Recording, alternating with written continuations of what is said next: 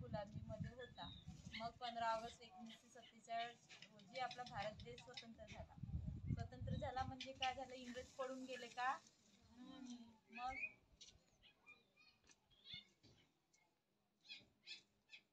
इंग्रज पडून गेले नाही तर आपल्या स्वातंत्र्य म्हणजे त्यांच्यापासून त्यांची जे राजवट होती ते जे आपल्या भारतावर राज्य करत होते ते राज्य जाऊन भारतीय लोकांच्याच हातात सत्ता आली.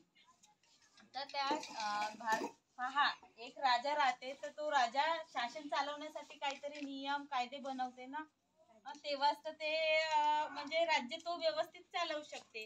तसंच आपल्या भारतीय लोकांकडे आपला भारत देश चालवण्यासाठी काहीच नव्हतं, म्हणून आपल्या संविधानाची निर्मिती करण्यात आली आहे. आपल्या भारताचं संविधान कोणी लिहिलं? डॉक्टर बाबासाहेब आंबेडकर. डॉक्टर बाबासाहेब आंबेडकरांनी आपल्या भारताचं संविधान लिहिलं. ते संविधान लिहिण्यासाठी 2 वर्ष 11 महिने 18 दिवस एवढा कालावधी लागला. सर्वांना माहित आहे. तर ते संविधान कशासाठी आहे? तर आपल्या भारताचा राज्य कारभार व्यवस्थित चालण्यासाठी. आता आपल्या भारताचा राज्य कारभार कोण चालवत आहे? मोदीची गव्हर्नमेंट आहे, पण एक प्रकारे लोकांचंच शासन आहे. कारण आपण आपलं लोकशाही आहे ना, आपण आपला प्रतिनिधी निवडून देतो. जेव्हा ज्या पार्टीला बहुमत असेल त्याच सत्ता येते ना, म्हणजे लोकांची सत्ता, इनडायरेक्टली लोकांची सत्ता आहे. आताच आपण लोकशाहीचा उत्सव साजरा केला, वोटिंग केलं ना आपण आपल्या महाराष्ट्राच्या गव्हर्नमेंट निवडण्यासाठी.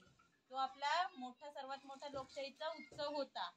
तर ह्या पूर्ण संविधान चालवण्यासाठी आणि ह्या संविधानामध्ये काय काय आहे, काय काय तुम्हाला हक्क मिळालेले आहे, हे याचा सार आहे. हे याला संविधानाचा आत्मा म्हणतात. उद्देशिका ही जे संविधानाच्या पहिल्या पेजवर आहे. माहित आहे उद्देशिका? शाळेत जाणाऱ्या मुलांना माहित असेल. जेव्हा रोज प्रेयर होते तेव्हा तुम्ही म्हणता ना की उद्देशिकेचे वाचन केले जाते ना, आणि प्रत्येक शाळेमध्ये उद्देशिका लावलेली आहे.